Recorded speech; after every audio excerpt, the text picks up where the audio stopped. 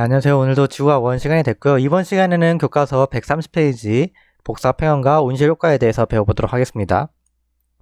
자, 오늘 배우는 내용은 온실효과랑 복사평형인데 얘네들을 왜 배우냐면 가장 큰 이 단원의 내용은 지구온난화의 원인과 피해에 대해서 알아보기 위한 단원이에요. 그래서 이 지구온난화의 원인이 나타나는 이유가 온실효과랑 복사평형 때문인데 왜 이 온실효과랑 복사평형이 대체 어떤 거길래 지구온난화의 원인으로서 지금 이거를 배우고 있는지 한번 보도록 하겠습니다. 물론 이제 원인이라고 보기에는 좀 그렇고 어쨌든 온실효과를 일으키는 온실기체가 많아지는 게 지구온난화의 원인인데 결국에 온실기체가 온실효과를 일으키기 때문에 지구온난화가 나타난 거니까 그렇다면 대체 온실효과란 무엇인가 라는 의미에서 학습을 좀 해보겠습니다. 그래서 온실효과의 정의에 대해서 먼저 알아보면은 이건 뭐냐면 지구의 대기에 의해 지구 표면의 평균 온도가 높게 유지되는 현상이 온실효과예요. 그래서 온실효과 자체만 따지면은 좋은 겁니다. 이제 지구가 대기가 없으면은 이제 여름에는 굉장히 더울 거고 겨울에는 굉장히 추울 거예요. 이게 생명체가 살기 어려울 만큼 여름과 겨울의 온도 변화가 아주 극심할 겁니다. 근데 대기가 있음으로써 그 온도 변화가 일어나더라도 뭐 고緯도와 저緯도의 온도 차이를 좀 좁혀주는 열적 불균형을 해결해주기도 하고 아니면은 이게 온도가 이 태양빛이 그대로 들어온다거나 이제 태양빛이 안 비칠 때는 금방 열을 잃어서 온도가 급격하게 낮아진다던가 이런 걸 막아주는 역할을 하기도 하니까 얘가 이렇게 온도를 좀 일정하게 유지시켜주는 그런 역할을 하는 게 바로 온실효과입니다. 온실효과. 근데 이게 심할 경우에 지구의 온도가 너무 높아져가지고 그게 문제가 돼서 지구온난화라는 현상이 나타나는 건데 어쨌든 온실효과 자체는 놓고 보면 좋은 거다. 이렇게 보시면 될 것 같고요. 그렇다면 온실효과는 대체 어떻게 일어나길래 이제 지구의 대기에 의해서 지구가 따뜻하게 유지가 될 수 있느냐 하고 봤더니 자, 파장이 짧은 가시광선 형태의 태양복사 에너지는 대기를 통과해서 지표에 도달합니다. 이게 무슨 얘기냐면 태양은 온도가 굉장히 높아요. 지구에 비해서 온도가 높습니다. 그래서 태양은 이제 빛을 방출하는데 이 빛은 여러 파장대가 섞인 빛이에요. 그래서 이 빛 안에는 파장이 짧은 뭐 X선도 있고 자외선도 있고 이제 파장이 비교적 짧지만 이제 길다고 다른 파장보다는 긴 X선이나 자외선보다는 긴 이제 과시광선도 있고 가시광선보다 좀 더 긴 이제 적외선도 있고 적외선보다 더 긴 이제 전자파 이런 것들이 있는데 이런 것들 중에 이제 태양은 파장이 짧은 우리 지구가 방출하는 빛에는 좀 파장이 긴 게 많고 이제 태양 입장에서는 가시광선 영역대를 가장 많이 방출하는데 얘는 지구가 방출하는 그 에너지 중에 그 파장을 비교를 해보면 지구에서 방출되는 에너지의 그 파장대보다는 좀 짧은 편입니다. 그래서 지구랑 비교를 했을 때 태양은 파장이 짧은 가시광선을 내뱉는데 방출하는데 이 가시광선은 지구의 대기를 그냥 별 문제 없이 잘 통과를 해요. 그래서 지표에 이 태양 에너지가 도달을 할 수가 있습니다. 그래서 지표에서 이제 흡수가 되거나 그러는데 이 지표가 태양빛을 받아가지고 달궈져요. 달궈지다 보면 얘가 가만히 있는 게 아니라 그 에너지를 그대로 머금고 있는 게 아니라 지표 입장에서도 에너지를 방출합니다. 그때는 이제 태양보다는 온도가 훨씬 낮은 상태에서 에너지를 방출을 하기 때문에 파장대가 태양보다는 좀 다른데 이제 뭐 나중에 배우긴 하겠지만 온도가 높을수록 짧은 파장의 빛을 많이 내요. 그래서 태양은 지구보다는 온도가 훨씬 높기 때문에 짧은 파장인 가시광선의 빛을 많이 방출하는 거고요. 지구는 비교 이제 태양보다 훨씬 차가운 이제 온도가 그렇게 높지 않은 그냥 행성이기 때문에 지표에서 에너지가 방출될 때는 파장이 긴 이제 적외선의 형태로 지구에서 에너지가 방출이 됩니다. 지구, 태양 이렇게 보시면 될 것 같고요. 근데 이 적외선은 지구 대기에 의해서 흡수가 돼요. 그래서 대기가 요 에너지를 지구 복사 에너지를 머금었다가 이 이거를 쉽게 설명하면 좀 그냥 현상 자체만 얘기를 하면 어떤 이 대기, 보통 대기라고 얘기하는데 대기가 이 공기에 있는 산소나 수소나 이런 분자들이 에너지를 받으면은 자기가 흡수를 합니다. 이제 물리를 배운 학생은 이제 이 에너지를 걔가 그런 원자 분자들이 들뜨는데 사용을 했다가 다시 이제 가라앉으면서 재방출이 일어난다는 걸 물리를 배우는 학생들 알겠지만 어쨌든 대기가 이 에너지를 받으면은 순간적으로 얘가 에너지를 머금었다가 다시 에너지를 내뱉어요. 근데 에너지를 내뱉을 때는 오던 방향으로 그대로 내뱉는 건 아니고 막 이런 사방으로 다 내뱉습니다. 그러면은 지구에서 대기로 이렇게 에너지가 방출이 됐는데 이 에너지가 대기한테 다시 흡수됐다가 방출할 때는 이제 저기 우주 공간으로 방출되는 것도 있겠지만 다시 지표로 재방출되는 애들도 있을 거예요. 이거 한번 흡수됐던 애가 다시 나갈 때는 랜덤 방향으로 나가기 때문에 이렇게 지표로 다시 되돌아가는 애들이 있습니다. 그래서 대기가 이제 파장이 짧은 가시광선은 잘 통과를 시키고 파장이 긴 적외선 형태는 잘 흡수하는 그런 특징이 있어가지고 지구에서부터 적외선이 우주 공간으로 방출이 될 때는 대기를 통과하지 못하고 대기에 흡수됐다가 일부는 통과를 하긴 합니다만 어쨌든 대기에 흡수됐다가 다시 지표로 재방출되는 현상이 있습니다. 그래서 이것 때문에 온실효과가 나타나는 거고요.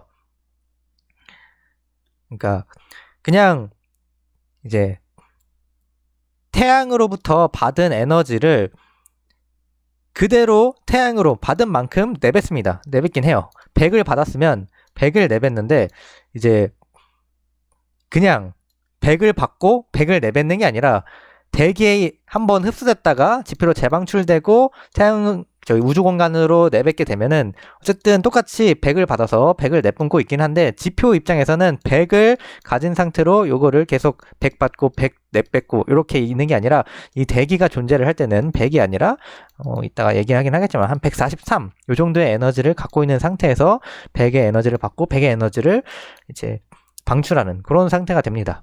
그래서 온실 효과가 있을 때는 똑같이 에너지를 받은 만큼 내뱉고 있기는 하지만 지표가 갖고 있는 에너지 자체가 높아지는구나 이렇게 보시면 될 것 같고요. 이따가 더 자세히 설명할 테니까 지금은 이해가 안 돼도 그렇구나 하시고요. 자, 어쨌든 이 온실 효과를 일으키는 이제 기체는 이제 여러 가지가 있는데 좀 대표적인 것만 보도록 하겠습니다. 대표적인 온실 기체는 이제 수증기, 그리고 이산화탄소, 메테인, 오존이 있어요. 이거는 온실 효과에 얼만큼 기여를 하는지 순서대로 써놓은 건데 수증기가 온실 효과의 기여도가 높고요. 그 다음에 이산화탄소, 그 다음 메테인, 그 다음 오존 이런 순서이긴 한데 수증기가 굉장히 이 온실 효과의 기여를 많이 하고요. 이산화탄소는 이제 지구 온난화의 주범이라고 얘기를 하지만 온실 효과의 기여도 자체를 보면 그닥 엄청 크진 않네라는 생각이 들 수도 있어요. 자, 근데 이게 왜 이제 지구 온난화의 문제로 이산화탄소가 이제 언급되고 있냐라고 하는 이유를 알아보면 이산화탄소는 온실효과의 기여도 자체는 막 엄청 높은 편은 아닙니다. 이제 다른 거에 비해서 메테인이나 오존에 비해서는 높긴 하지만 어쨌든 수증기에 비해서는 그렇게 높은 건 아니에요. 근데 얘가 무슨 문제가 있냐? 인위적으로 계속 증가하고 있어서 문제입니다. 수증기는 이제 자연적으로 계속 순환이 되면서 수증기가 많으면 구름이 많이 생겨서 비로 다시 내린다던가 어쨌든 자연적으로 조절이 잘 되는데 인위적으로 막 바뀔 정도로 수증기가 그렇진 않아요. 근데 이산화탄소는 인위적인 이런 화석 연료의 사용으로 인해서 이산화탄소의 이런 밀도가 많이 달라지고 있어가지고 그게 문제가 되고 있는 겁니다. 어쨌든 온실효과의 기여도 자체는 수증기에 비해서는 적은 편이다. 이산화탄소는 수증기에 비해서는 적은 편이다. 알아두시고요. 그래서 온실효과의 역할을 보면 이제 온실효과가 없는 경우에는 지구의 평균 기온이 마이너스 18도, 영하 18도인데 온실효과로 인해서 15도씨의 적절한 환경이 조성되는 게 온실효과의 역할입니다. 그래서 온실효과가 없다면 지구는 굉장히 추울 거고 온도의 변화도 여름, 겨울 이런 변화, 낮, 밤의 변화 이런 것들이 굉장히 클 겁니다. 하지만 온실효과가 있어서 지구의 평균 기온이 우리가 살기 좋은 온도로 유지가 되고 낮이나 밤 그리고 겨울과 여름의 온도 차이도 아주 극심하게 나타나지는 않게 조절이 되고 있다. 이렇게 보시면 될 것 같습니다. 그래서 온실효과 자체만 보면 좋은 건데 이게 너무 심하면 지구온난화가 일어나서 그게 문제다 보시면 될 것 같고요. 여기서 이제 복사평형이라는 내용이 나오는데 잠깐 온실효과에서 그래서 알아야 될 거는 이제 요 원리 파장이 짧은 이제 가시광선 형태가 태양복사 에너지구나. 그리고 얘는 대기를 그냥 잘 통과해가지고 지표까지 도달해서 흡수가 될 수 있구나. 요걸 알아두시면 될 것 같고요. 그리고 이제 지구 입장에서 지구에서 방출하는 지구복사 에너지는 태양에서 방출되는 가시광선보다는 파장이 긴 적외선 형태로 방출이 되고 요 적외선은 지구 대기에 흡수돼가지고 지표로 재방출되는 이런 효과가 있구나. 온실효과는 이런 식으로 나타나는구나 보시면 될 것 같아요. 그리고 온실기체의 주요 온실기체와 요 기여도 다른 건 몰라도 수증기랑 이산화탄소는 꼭 기억을 해두시고 뭐 요새는 또 문제가 워낙에 내던 거 안 내고 새로운 거 최대한 새로운 거 내려고 하다 보니 메테인이나 오존이 언급될 수도 있으니까 혹시 모르니까 요 4개 정도 이 순서대로 기여도 순서대로 보시면 좋을 것 같고요. 다음 복사평형으로 들어갈게요. 복사평형의 정의는 무엇이냐?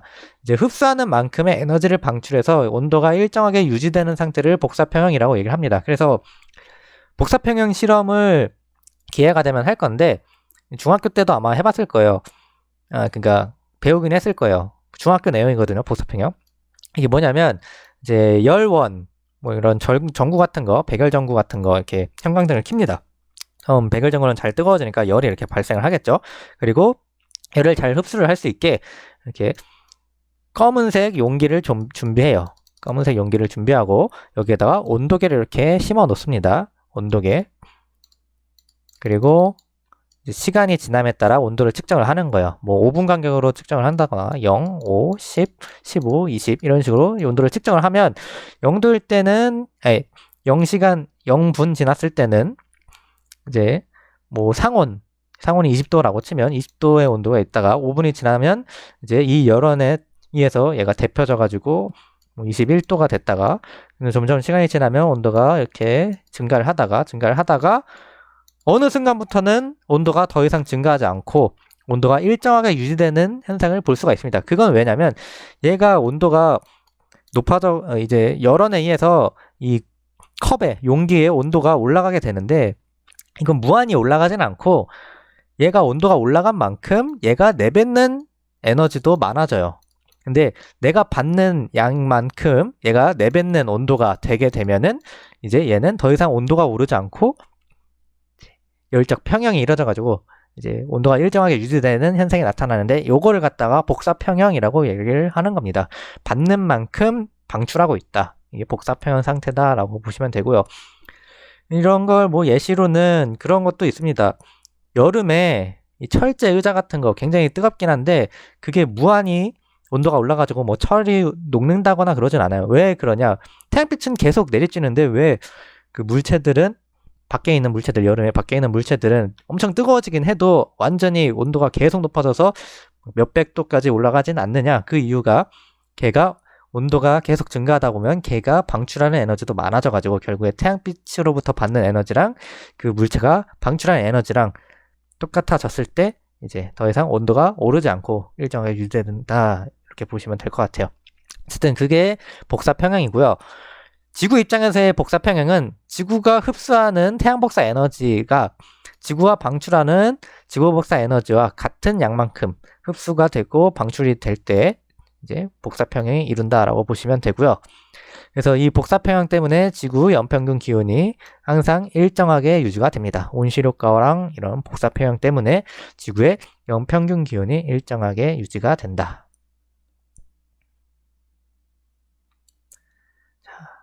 그래서 이 복사평형 내용에서는 이 지구의 열수지가 가장 중요합니다.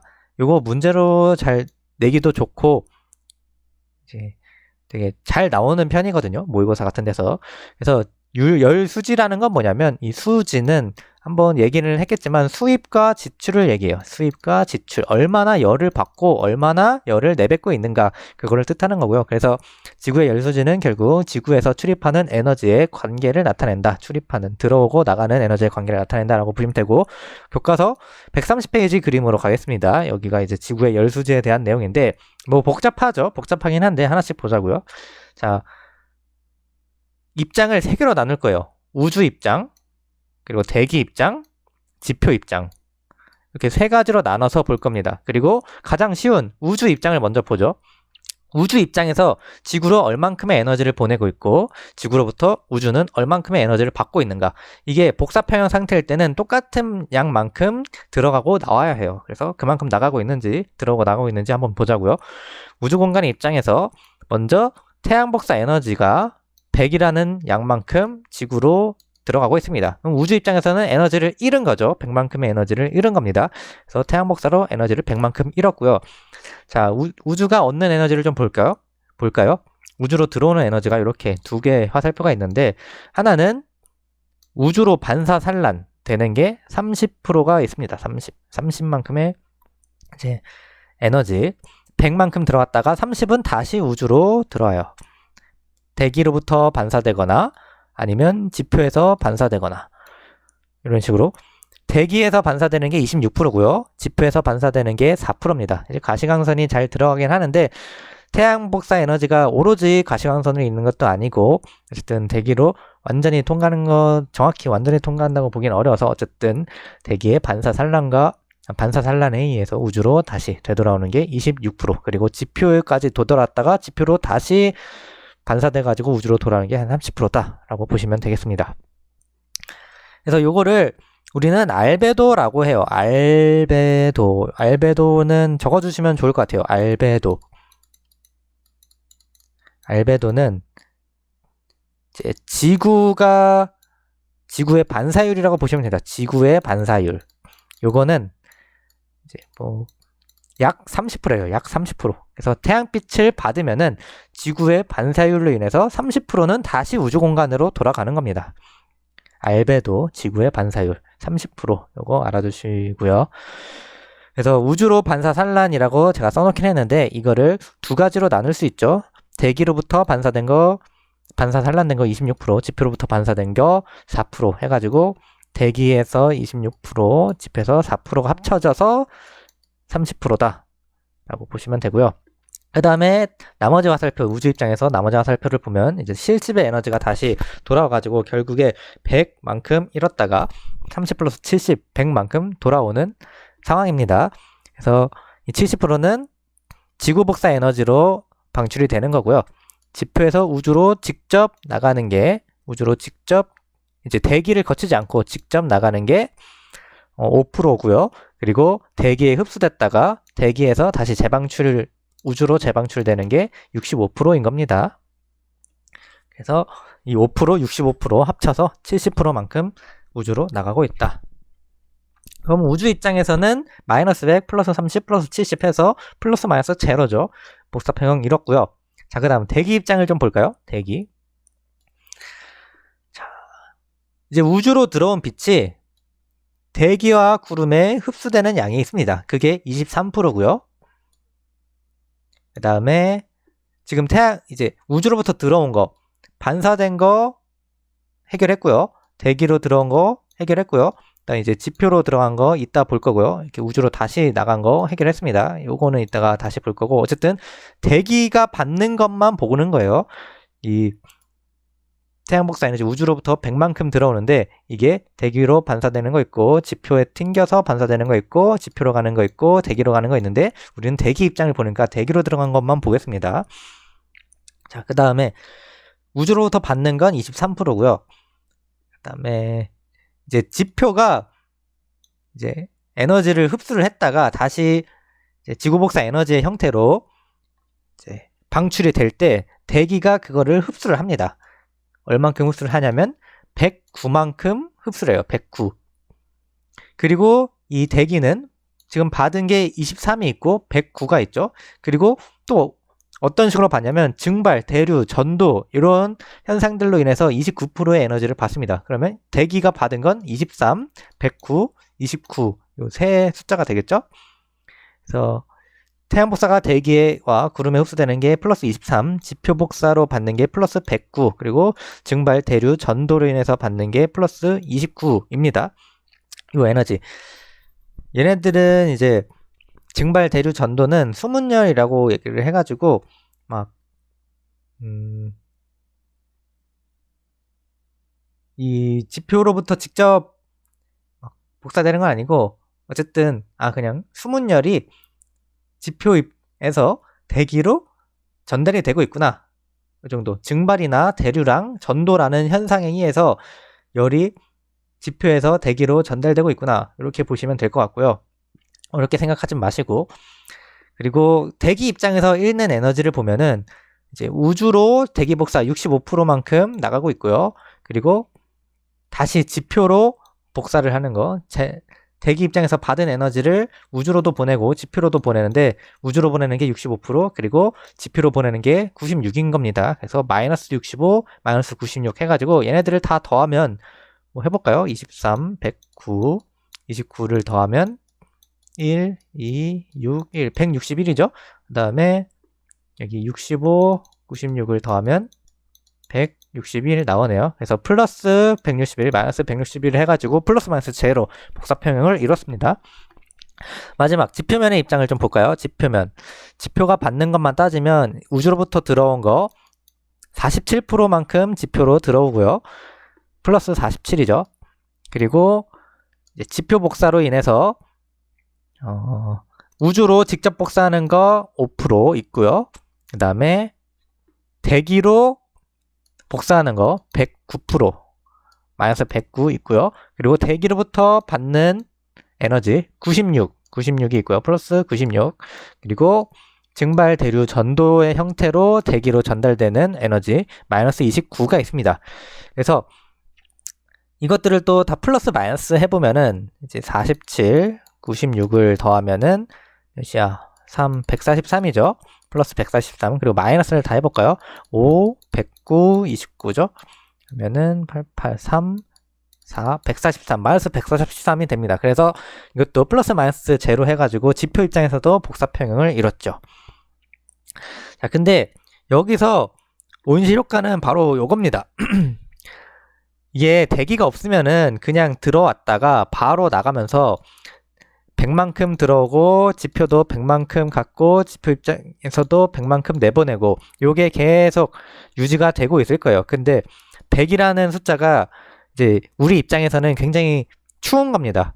우리가 살기에는 추운 거예요. 그래서 만약에 이렇게 대기가 존재한다라고 하면 일부가 지표를 이제 우주로 나가는 게 아니라 일부가 대기로 흡수돼가지고 대기에서 재방출되는 게 있어요. 그러면 이 재방출되는 것 때문에 지구가 데펴지죠. 아까 복사평형 이루기 전까지 검은색 용기가 데펴지듯이 쭉쭉쭉 특정 열이 가해졌으니까 이 열에 의해서 지구가 쭉쭉쭉 데펴지고 그리고 어느 순간 얘가 충분히 데펴졌을 때 얘가 방출한 에너지가 더 많아졌을 때 이제 받은 만큼 되돌려주면서 온도가 계속 유지되는 순간이 될 만큼 따뜻해졌을 때 그때는 이제 다시 복사평형에 이르게 될 텐데 이 대기가 존재하기 때문에 그 복사평형 온도가 대기가 없을 때보다 훨씬 올라가는 거고요. 그 온도로 인해서 우리가 따뜻하게 지구에서 살 수가 있는 거죠.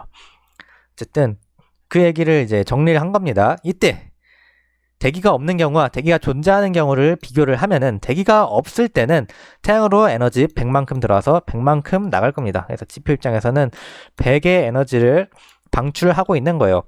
그리고 대기가 존재를 할 때는 태양으로부터 지표로 에너지가 47만큼 들어오고 대기로부터 에너지가 96만큼 들어와가지고 둘 다 더한 값 143만큼이 우주랑 대기 공간으로 날아가고 있습니다. 그래서 어쨌든 지표가 머금고 있던 에너지는 143이 되는 거죠.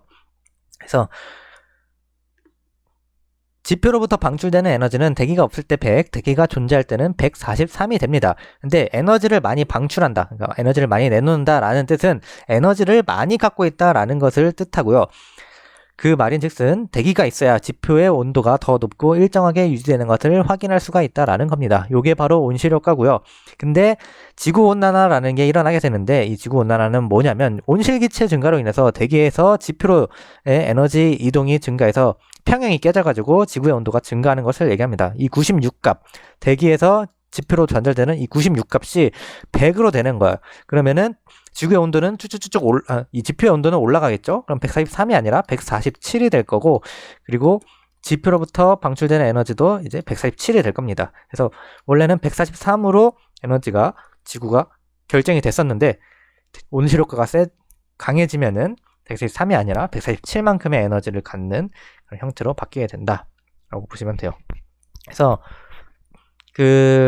뭐 이거를 좀 이해하기 쉬운 거는 여러분들 뭐 라면 물 끓일 때 불을 이렇게 키면 얘가 온도가 물이 점점 올라가죠. 그러다가 더 이상 이 물의 온도가 올라가지 않고 고정이 되게 되는 게 물로 하긴 좀 그런가. 이건 또 상태 변화가 있으니까.